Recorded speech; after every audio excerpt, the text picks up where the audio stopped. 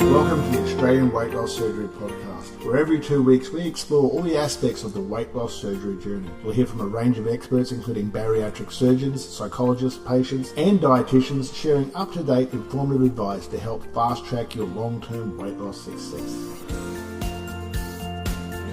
Losing weight after being overweight is exciting and it can be treacherous. There's good reason we refer to it as a journey. A whole new self is born. Who am I if I'm not wearing baggy tees and flaggy pants? Who will I be now? I look and feel more like I want to. What will I wear to work, parties and other social gatherings, even to the gym? What do I want to project as my first impression? It's a whole new realm and you get to create a whole new experience and an exterior impression. Enter Ann Whitaker, style and colour specialist, who is going to talk a little bit about why colour and style matter, how we can select what we wear and why, and what we can do when we want to show the whole world a whole new example of ourselves. Welcome everyone to the Australian Weight Loss Surgery Podcast. Today I'm with Ann Whitaker from Ann Whitaker Style and Colour. Welcome Ann, how are you? I'm wonderful, how are you? Very well, thank you. I've had a collection of beautiful English speaking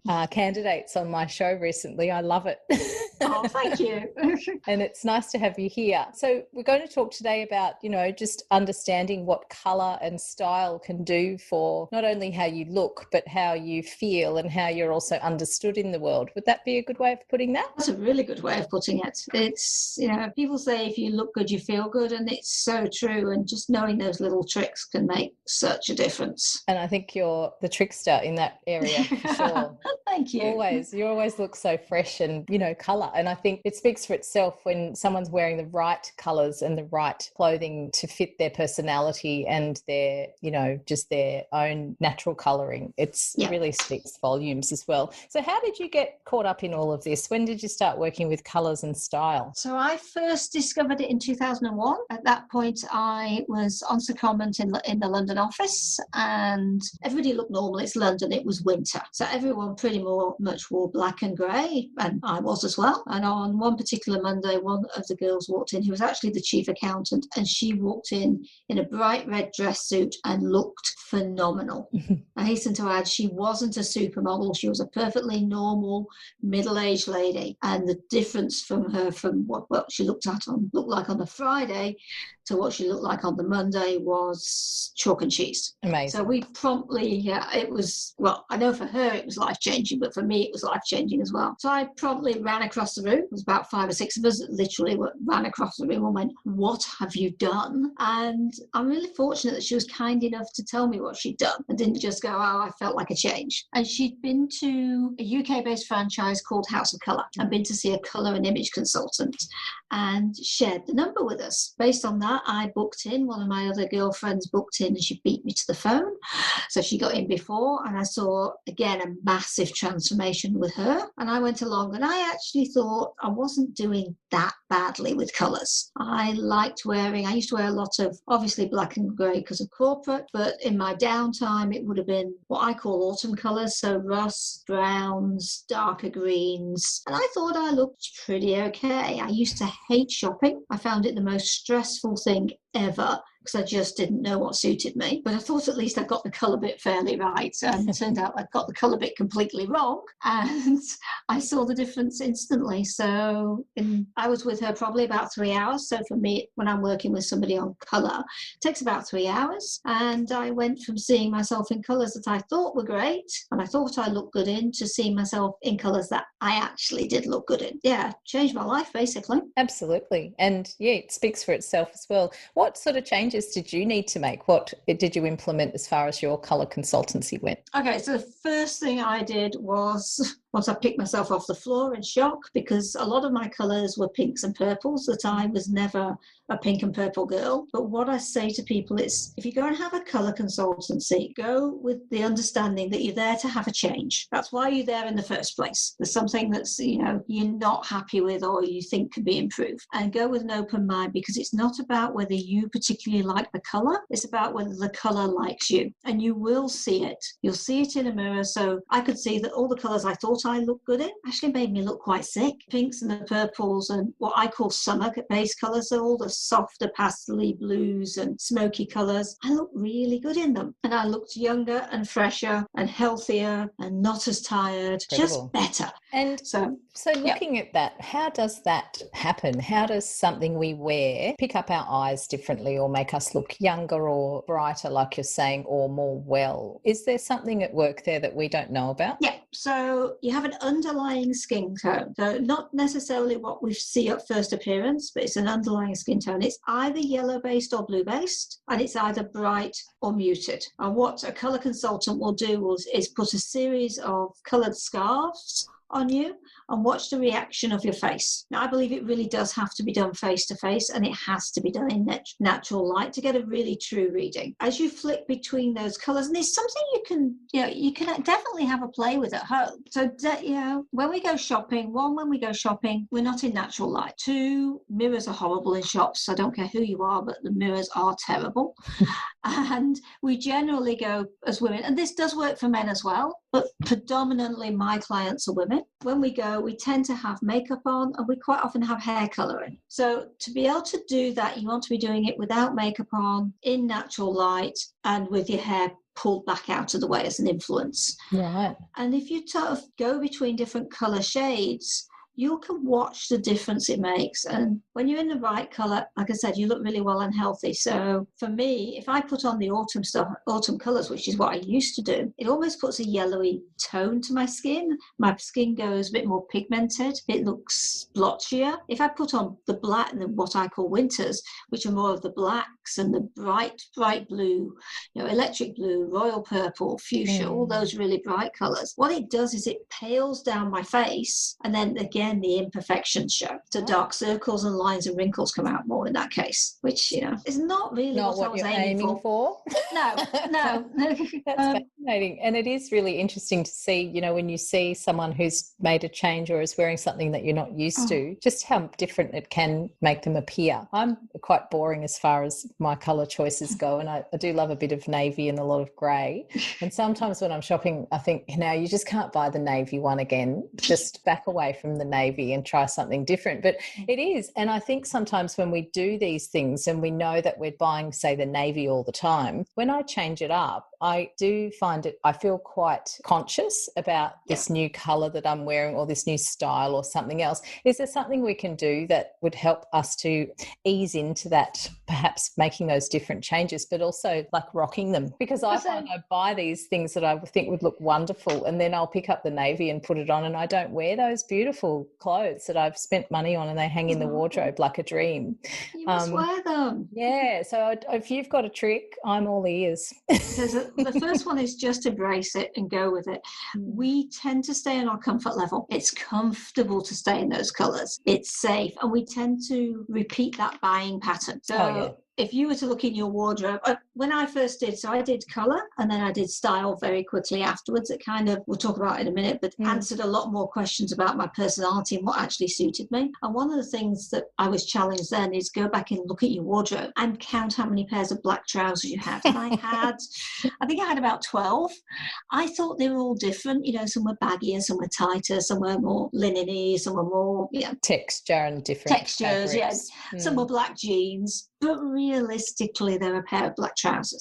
Nobody else really sees those subtleties that you think are there.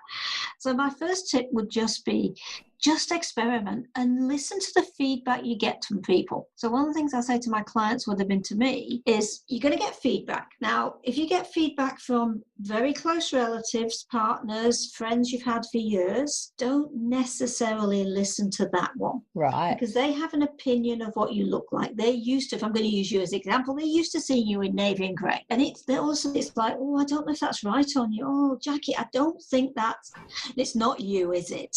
Because it's not you to them and who you've always been, is it? Yeah. Instead takes feedback a step further away. So people who don't know you very well, I always use the example of like school mums, the ones that you've just met when your kids first start school, or new colleagues in a new job. Those are the people that will will give you that feedback. They're not going, oh, but she always wears navy and grey. What's she doing wearing pink? That's not right. Yeah, They'll just go, that looks great on you. Less of the contrast and the comparison, I suppose. Yeah. Something. Yeah, that's a great advice. I'm going to try that.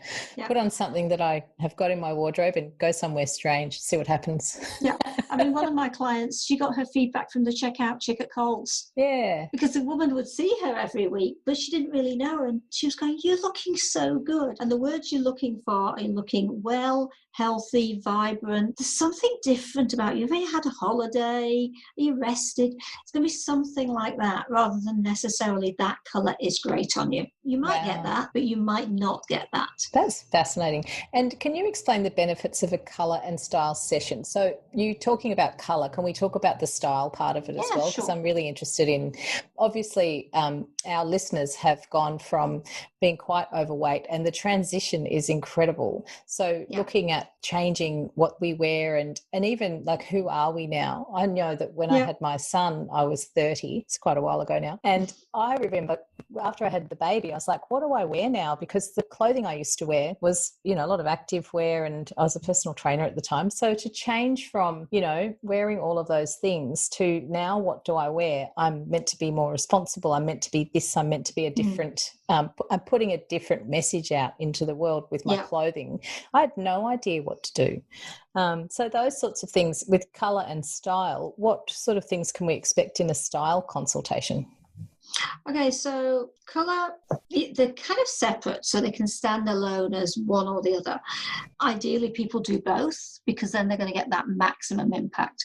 So colours get you into the right colours. When people work with me, it'll also, I share the makeup colours that work at the same time, and I give them a guide of just how much of that colour to wear.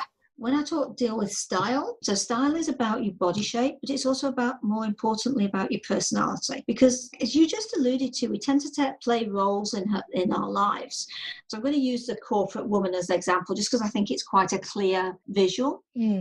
So you've got somebody who's, management level in corporate, and they're probably going to suit and boot themselves for that work. They're going to be almost in fight mode quite often, and they've got to carry that authority, and they're trying to make their voice heard. So they tend to be dressing that way for work. Quite often that person will then come home and just go into the worst case of daggy, saggy clothes because they've been contained and held and putting on an act almost every day. So they resort to, the baggy tracky dacks or the pajamas the minute at home, or because it's only people at home. But the problem is we actually dress the worst for the people that we care the most about. I always want people to think about that because it's really important. We tend to put on this face for the world, but then when we come home, we don't actually show our respect and how much we care about the people we actually love. I like the way you said that, show our respects, and I think it is about a bit of that. It's like I respect you and I'm doing my best for you. It's not dressing for you because you want me to look a certain way. It's I'm going to put my best foot forward, and so I feel good. And if I feel good, generally good things happen. So I think that's important to realise that it is something that we do out of respect for others. It sounds a bit old-fashioned, but I'm pretty old-fashioned. But I really like that. I think it's a really an interesting way of thinking of it. But it's also about respect for you, because when you're wearing that baggy, now everyone can be comfortable. So I'm not talking about not being comfortable. Biggest word for most of my clients is comfortable. Everyone can be comfortable. You can feel good about yourself when you're comfortable. And when you go into those baggy, saggy, what I actually call those victim clothes, the stuff that really you don't want to answer the door in, you don't want anyone to actually see you, apart from your family. You don't feel good about yourself like that. Not necessarily very uplifting. That kind of imagery creates this understanding of, I've got my baggy pants on and my big shirt and I'm going to sit on the couch. Do you know what I mean? And it is, yes, we do want to do that at home, and it is time to relax and to rest and retreat. But it's also, is that going to make me want to get up and go to the gym or go for a walk? Or, I think it speaks to that lower energy as well. Would you agree? Definitely. I'll give you a good example of that. So I was working with a lady down in the Gold Coast, and she was a stay-at-home mum. She actually had come from abroad, and her partner was fly in, fly out. So she didn't know a lot of people, she didn't have a huge social life and partner wasn't around. We worked out what her personality type was. And when I was working with her, I said, do you spend a lot of time just watching TV in your tracky dack sort of thing? And she's like, yeah. And she looked all sheepish and ashamed. I said, don't be ashamed. You've got a young child. You are going to do that thing. You don't need to always be beautifully dressed up and made up and all that. I said, but why don't we just switch from wearing what you're wearing to a really nice silky pair of pajamas? And she was what I call a princess. So having a little bit of lace and having them in her top colours is still comfortable. It's still practical, but she felt good. Her smile was just, she just smiled at the idea. Yeah, that's lovely. She's like, I could do that. And I think we don't know middle ground. Being comfortable we always talk about putting our tracky dacks on in Australia, our trackies. Yeah. Yeah, but it doesn't have to be that way, does it? We could put, stylish and could be a really nice pair of trackies on. Yoga pants. Something. It could be a really nice pair of bamboo type yoga pants in a colour. Beautiful textures. It doesn't have to be different colour. Doesn't have to be. Anyway, going back to my corporate lady. So we've had her in work, all suited and booted. We've had her on the couch, not feeling good about herself in any way, shape or form. And then Melbourne Cup arrives and all of a sudden she tries to turn herself into that princess. She's going to wear florals, she's going to wear a dress, she's probably going to wear heels, and that might not be her either. So it's really important to find out who somebody is. And then once we know somebody's personality, I can dress that personality and explain how that personality can go through all the roles in life that we play, rather than dressing for the role, if that makes a difference. Yeah. You understand the difference? Yeah. So you are, not putting on a front, you are putting on you and expressing you through your colours and your style. I think that's powerful, isn't it? In different situations. It's massively powerful. And, like I said earlier, if you feel good about yourself, then that goes so far through your life, the differences it makes. And, obviously your audience, have been through that weight loss. And it's a really difficult thing to go through because quite often that's been the person you've been for a long time and now you're a different person. And touching what I said about what close friends and family will think, they might still see you as that person and you probably still see yourself as that person.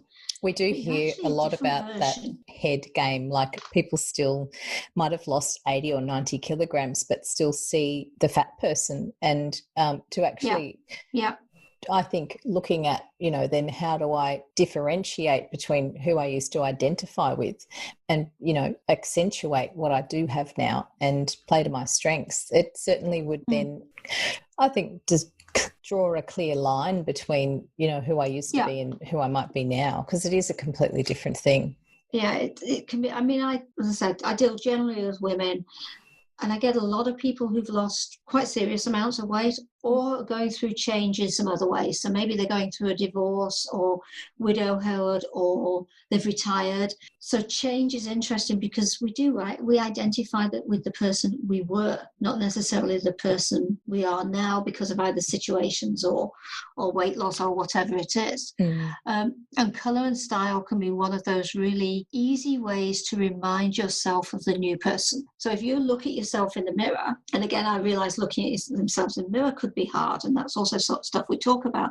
But even if it's just a glance at the top half of you and you've got a different coloured lipstick on or a different coloured top, it's a visual trigger to remind you of change. It's that, oh yeah, I look different. Oh yeah, I am that person. Yeah, that's this great. Is me now. Whereas when you're still wearing the same colours and the same kind of styles and you just don't really know what to do with this new body, you're not seeing that visual reminder. So colour can be incredibly powerful for that. Yeah, that's something to think about for sure as well. Going back, you were talking about personality types and colour. How do they mesh together? Interestingly, so there's 6 clothing personality types. Everybody sits in one or a combination of 2. So I'm going to quickly explain them. So the first one's the dramatic. So if I use the pantomime characters, it gives like a little idea of what these people are. So think about Cruella de Vil, think about the Ice Queen. It doesn't mean to say they're a bad person. Okay. It just means to say they're very direct. There's a person that, sometimes they know that they're blunt, or they've been closed down from a very early age and been told they're too much, be quiet, nobody wants to hear from you. So they can be one or the other. But they tend, if they're sitting more in their personality, they tend to be quite blunt. They tend to be the person you kind of go, they didn't just say that. They mean it with a heart of gold. They're really not coming from a bad place. There's very little filter sometimes. So those people need to have statement clothes, structure in their clothes. Baggy, saggy doesn't really work on them. Little floral prints won't work on them, but big prints will work on them. Block colours will work on them. Bigger jewellery works on them. They need statement. So if you think about that being share, is a good example.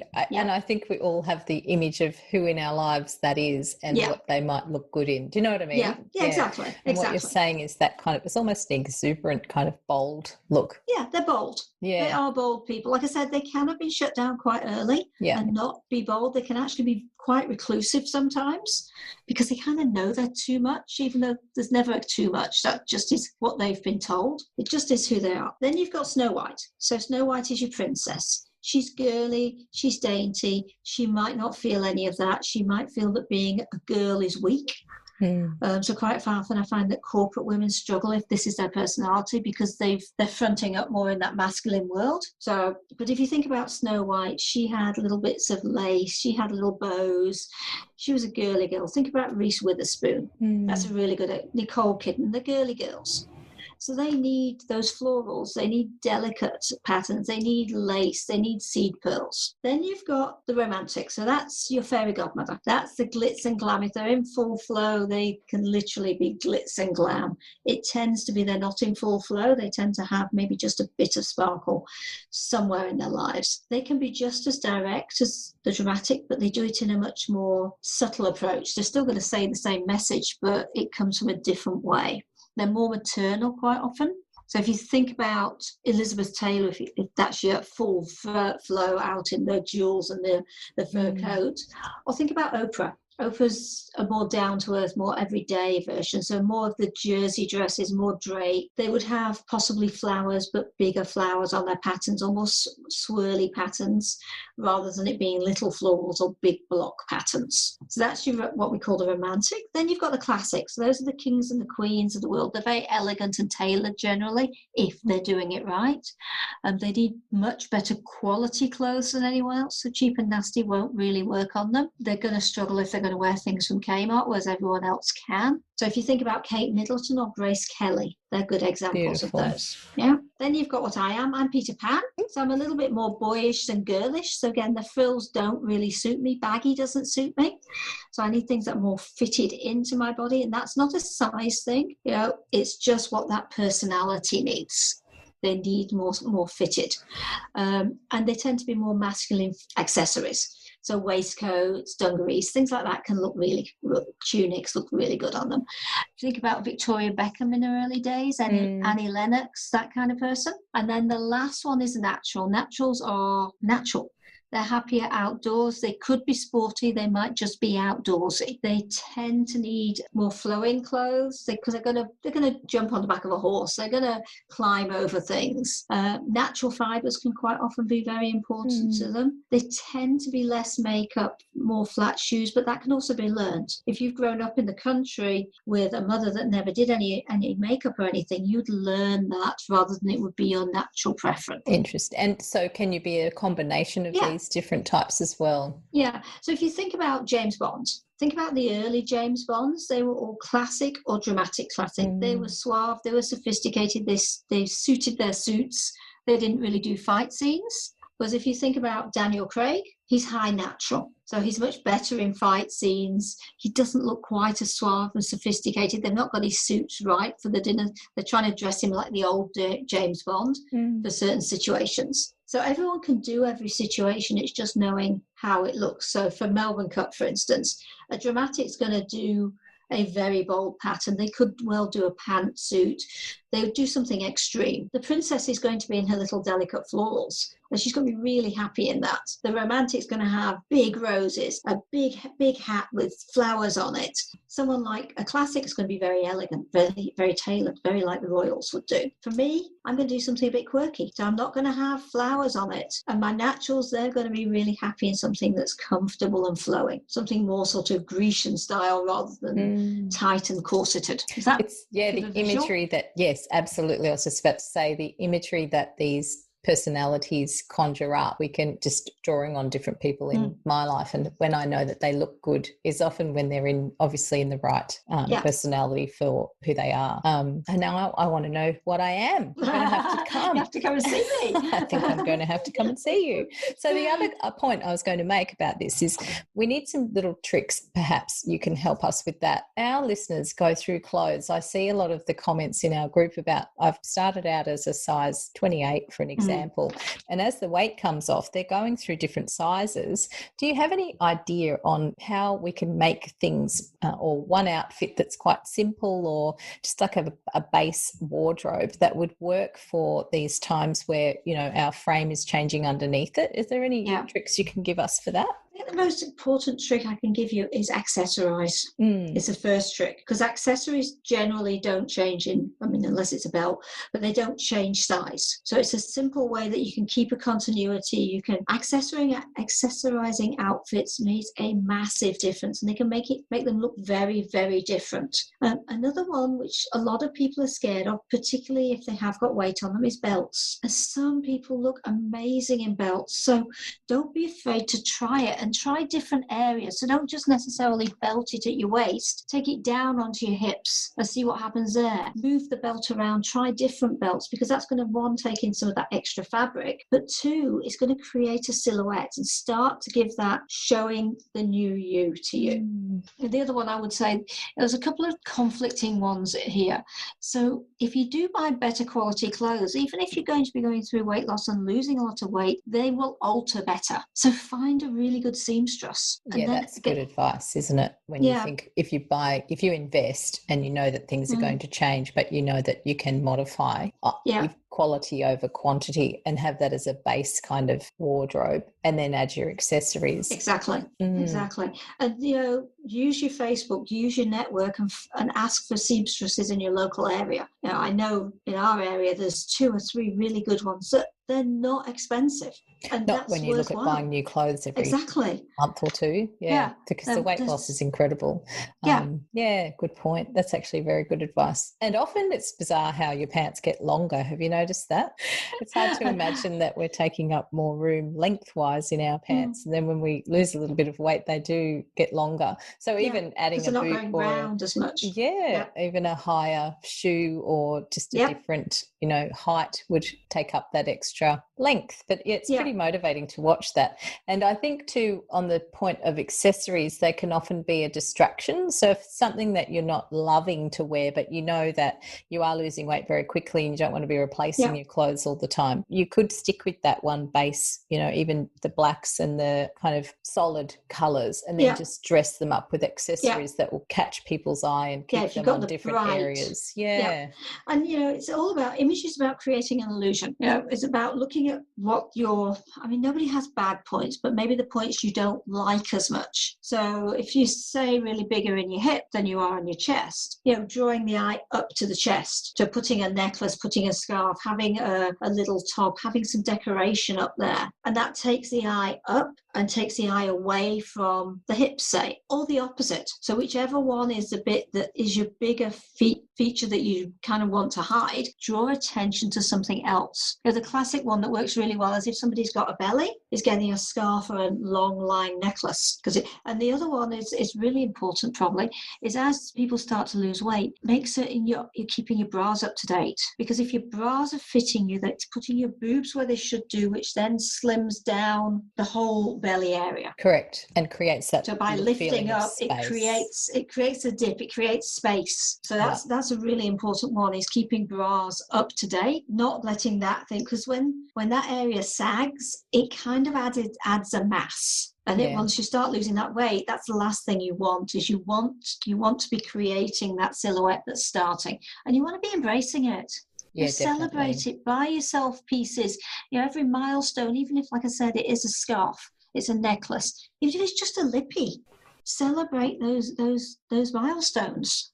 And I guess too, we're changing the focus from food reward to other And we're not trying to fill that void, but also to do actually acknowledge and recognize yourself for the work that you're doing, and I guess channeling those things into a positive rather than, I'll reward myself with that beautiful chocolate cake I love. I tend to reward myself with either something that's a service, like I'll go and have a massage or do something that I enjoy spending my time there, or I'll buy something that I've been wanting or that helps me to feel good, rather than detrimental investments like food or alcohol and that sort of thing. So it is changing that focus and putting something positive in its place, and we're always looking for that. We always talk about removing this food reward or tendency to want those recognizing events with food. And what do we do now? We can't do that. These are the sorts of things that are valid shopping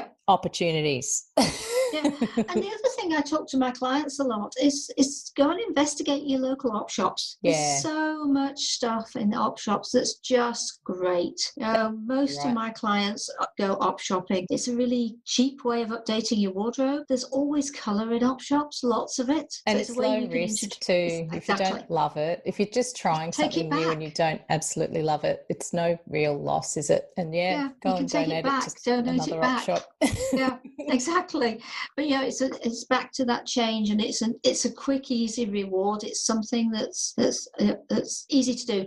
And the other one is, for the ladies out there, wear some makeup. Just do that. I've noticed even during this pandemic, I'm talking to my clients all the time about just having that little bit. And it's not about making up for anyone else. I just know I like the way I look when I've got a little bit of makeup on, not a full amount of makeup, but just a little bit, and it lifts my spirits. So I feel better about myself with those little things. My nails used to be one of my rewards. That was something I loved. My fake nails always made me smile. So it's a little thing it's those little bits of, are you doing your nails? Have you got some makeup on? Have you got a colour on? Are you accessorizing? That's creating a whole picture for people to see, but it's also how you can start to experiment with the new you. Yeah, it's a lovely way of expressing that, blossoming, really, isn't it? Exactly. People are feeling healthier and making different choices, and why not show it off? I think it's a really important part of the process as well. So can you tell me a little bit about your classes? Do you do them in person or online? I'm doing both at the moment. So colour classes I do in person. So I'm based in Brisbane, and I run them generally on Fridays on weekends at the moment. Colour class for one person takes about 3 hours, or I do group ones, which is never more than 4. So colour face-to-face always for me. Style, I can do either face-to-face. Again, I can do it one-on-one, or I can do it in a small group of up to 4 people. And that's a group that I create and you join. If you've got 4 friends, great, come and do it with them. And you'll have an absolute ball. But you don't have to find 4 friends to join a group class. So you just let me know. I have set ones running all the time, and you just say, I want to join that class, and book in. And then the style classes, I'm also now running them on Zoom, which is just great because I can reach people all around the world. I had people down in Melbourne a couple of weeks ago, and we'd never been able to do that if I was doing it face to face. No, I think that's been a great birthing, is this Zoom. I can't imagine how much money they're making at the moment. It must be incredible. Wish I had shares. Oh, it's too late. Yeah, way too late now. There's so many opportunities for good service now from anybody you want, because the distance just is irrelevant. Yeah, and for style and image, it works really well.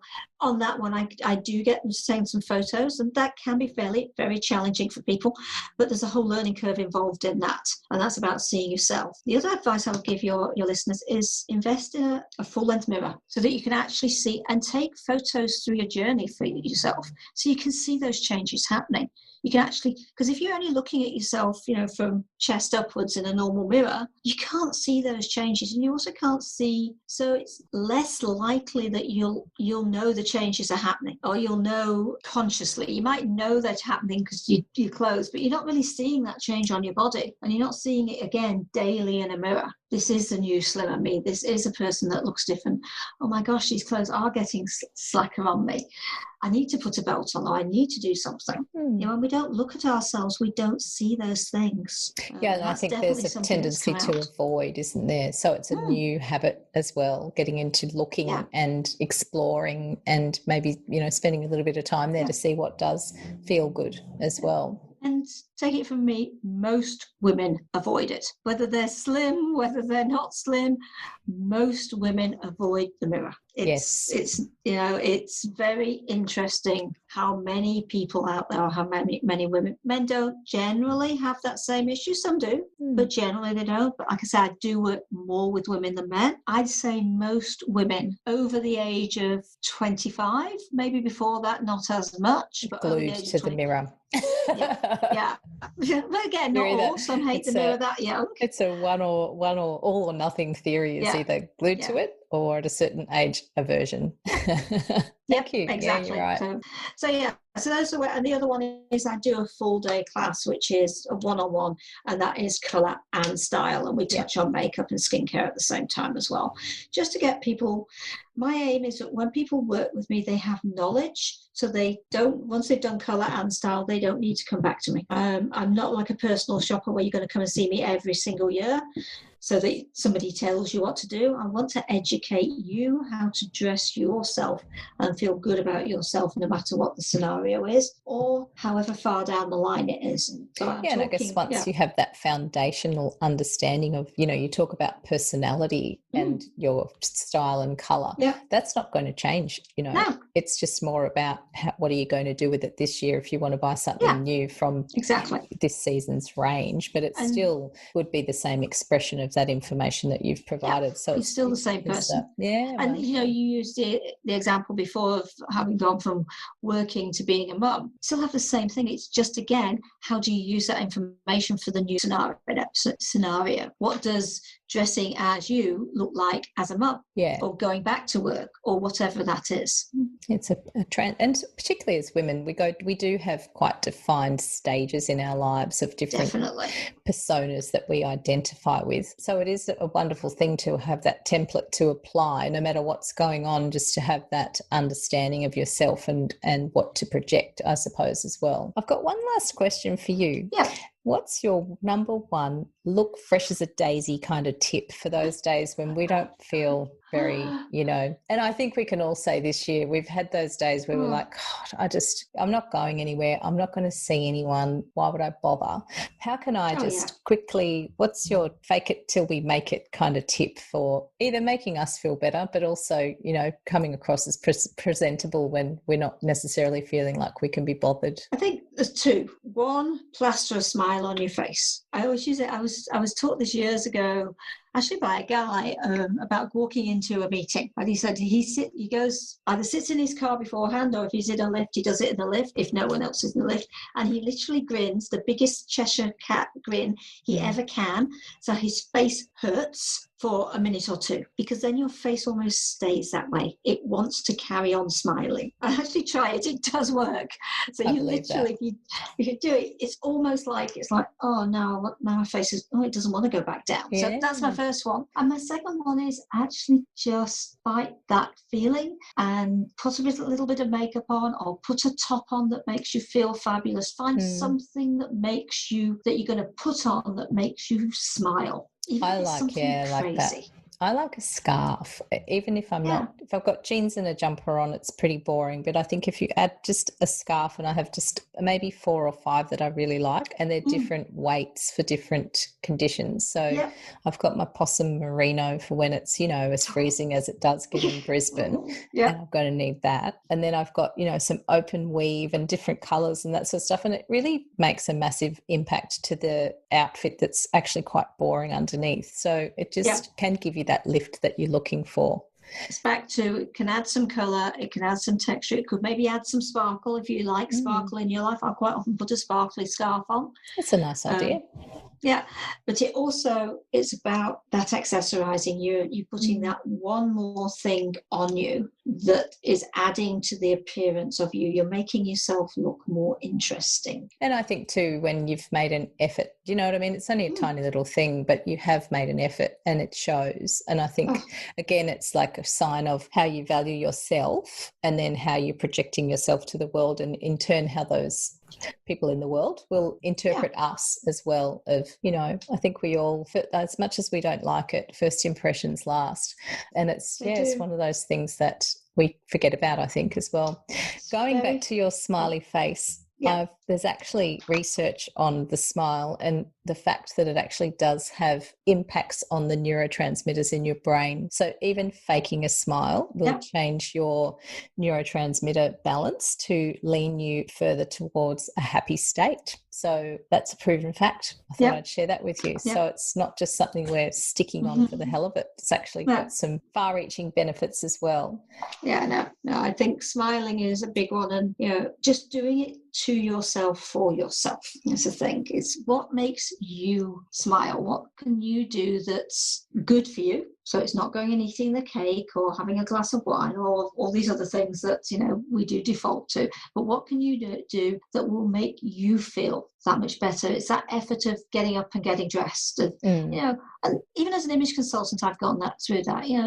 It's been a rough few months for everybody. It still is a rough few months for all people down in Victoria, unfortunately. And there's times I haven't wanted to be dressed up, or I'm in the house, but just doing those little things of getting dressed up, not dressed up, but getting into something that I like to wear, that's acceptable and comfortable, and I wouldn't be ashamed if the doorbell did open, and popping on a bit of lippy, and for me, quite often, a little bit of eyebrow kit, adding a little bit of eyebrows. I never realised the importance of a brow until mine started to go grey. Try doing one brow and then have a look at the importance of a brow. It's incredible. It really just changes the way your whole face looks. And I completely. think, I feel quite washed out now if I don't have my brows darkened. Getting old. It's so wonderful. Don't you love it? I just love it. So I've even got some great tips out of that one as well. And I believe you also help with makeup application when you're doing your colour consults too, because I think I learned how to do that when I was about 15, and I think I'm doing it the same way as I did then. So could do with a bit of an update perhaps. I teach real women how to put makeup on quickly, easily, so they can get out the door and get on with life. Nice. So I don't teach contouring or shadowing or smoky eyes. I was just about to say that. Sorry, you can go on YouTube that. But I teach you how can look good really easily and quickly and get out the door. Well, it's all practical advice, isn't it? When it's really tailored to each individual, their personality. It's a template you can use time and again, depending on no matter what your different stage of your life is in. And then you've got easy application of makeup. I'm in. How do we sign up? And I think you were talking about a bit of a deal, weren't you, for our listeners? Yes, I've definitely got a deal for your listeners. So if they contact me, so they'd have to email me. So my webpage is www.ann, so ANNWHITAKER.com.au. Contact me, say you've listened to this podcast, and I will give you a discount on my classes. Okay? Sounds like a plan. And we'll put all of that in the show notes, so they'll have absolutely no problems on finding you. And, and I'll be knocking down your door soon. Find me on Facebook. So Ann Whitaker Official is my Facebook page. You've always got some great tips. I follow you, and I have done for quite a few years. And I just find that, you've got some really interesting tips on makeup or different products that you're trying out and using and that sort of thing. So it's always just a bit of an update as well. And I think, we can kind of forget about looking after ourselves. And for some of our people in having weight loss surgery, this is the first time they've ever put themselves first. So it's new and it takes practice and it can feel uncomfortable, but it's actually a winner. I think we should all be looking at how we can. Actually, someone told me that once. They were talking about how they felt selfish, putting themselves first. And there's a new term I like to put out there, which is called self-ing. And it's, put yourself first, and it's like filling up your own cup. Then you've got more to give to others without, coming from an empty cup when people are asking things of you. So if you're always selfing, looking at ways to give back to yourself, and, if you've had something taken out of your cup, you'd really need to look at how do you put that back in again. You've had a busy week, or you've had a stressful time, and even a warm bath, or just a simple thing that takes, or mine's a cup of tea. I'm pretty simple. As far as things go. Sun. Go sit out on my deck in the sun and just have 5-10 minutes to myself. That's all you need sometimes, isn't it?